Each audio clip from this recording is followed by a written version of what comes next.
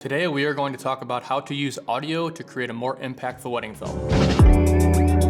When it comes to a wedding film, and really any film in general, I would argue that 75% of what makes it a good film is the audio.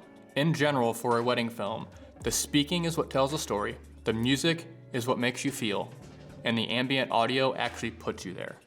Without those things, the visuals kind of fall flat. But if you nail those things, the visuals don't have to be perfect. So how do we get there? Let's talk about ambient audio. Obviously, when you are filming, you're going to record audio as well, but we need to be intentional about it. For example, when you're filming in a getting ready space, a lot of times they're all having a good time and there's music playing in the background or there's a TV playing in the background.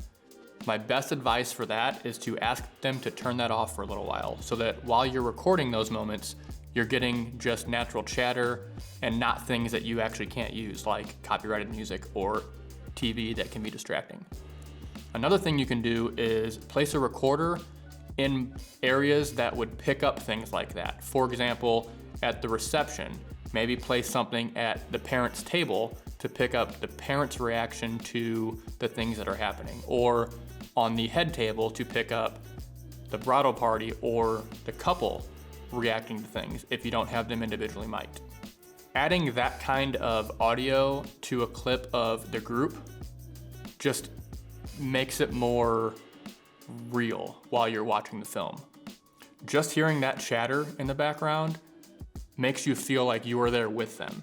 And ultimately, that's what you want in a wedding film. All right, in addition to ambient audio, there are going to be things with the natural surroundings that you may not be able to record. Sometimes you can, like rain or wind or rustling leaves and stuff, but in general, that doesn't always sound the best. So what I always recommend is sound designing your film as well. And that means for your exterior shots, your establishing shots, or your drone shots, based on the season that it is, add things like rustling leaves if it's in the fall and there's leaves on the ground, or if you're shooting trees and it's windy, wind sweeping through the trees, or if it's raining, add some rain sound effects. Birds chirping is always a great addition to an establishing outdoor shot. If you're unsure where to get sound effects like this, I personally use and love the Flowpack that was put out by Multiply Media. You can get the link in the description below. Finally, no wedding film is complete without the music, but it has to be used intentionally. Try to avoid just picking one song and just laying it out and just letting it play out, because that doesn't add the dynamics.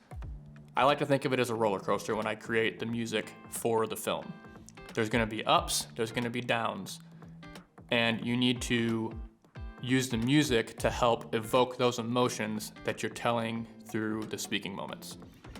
For example, if you're leading up to a big moment, like the bride walking down the aisle, or right at the first look, or some big moment like that, you want the music to stay kind of low and just slowly build so that it peaks right at the moment that you show the bride walking down the aisle, for example. In addition to that, I always like to use at least 2 to 3, sometimes 4 songs, depending on the length of the film.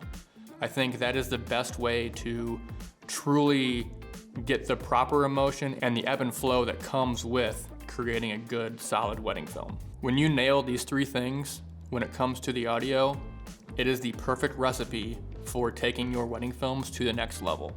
If you have any other tips that you like to use when it comes to audio, comment below, tell me what they are. If you like the video, give it a thumbs up, subscribe if you don't already, and we will see you next time.